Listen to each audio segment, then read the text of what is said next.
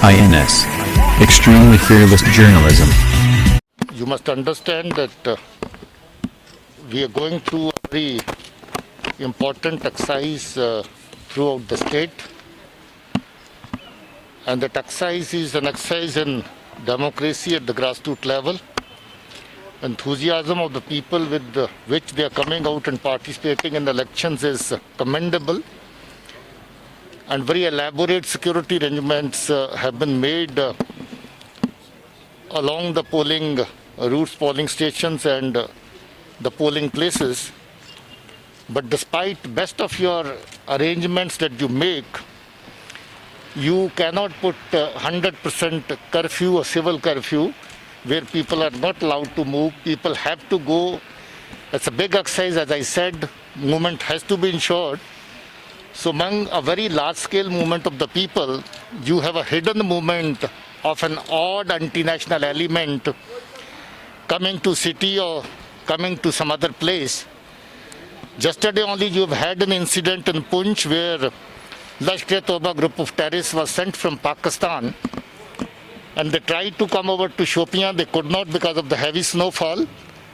And a police party along with army tracked them down after 3 days, carried out an operation wherein they were asked to surrender so that we could show to the entire world that that is how Pakistan is indulging in the affairs of India and particularly Jammu and Kashmir. But unfortunately, they did not surrender. Firefight started, and in the firefight, they got neutralized.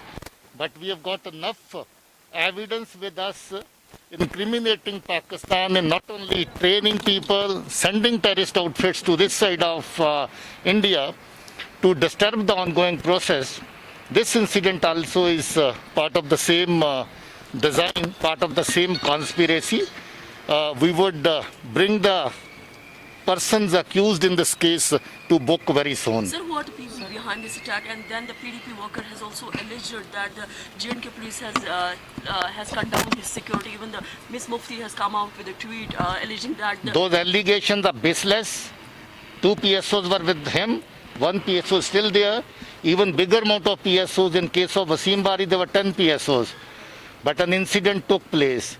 So an incident, there is a possibility of, despite the PSOs being there is a possibility that fellow was advised to leave that area because that's a thickly, densely populated area.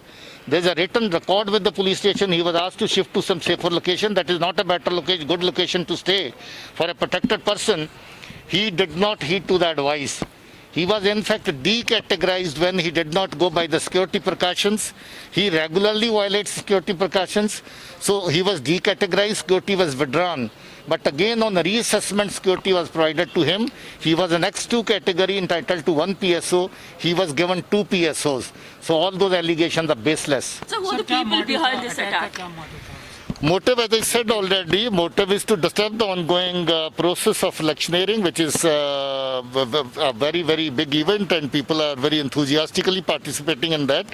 And this is also an attempt to disturb the peaceful environment that we have brought in with the cooperation of the people and hard work of the security forces and police. So we will, as I said, definitely bring the accused to law very soon.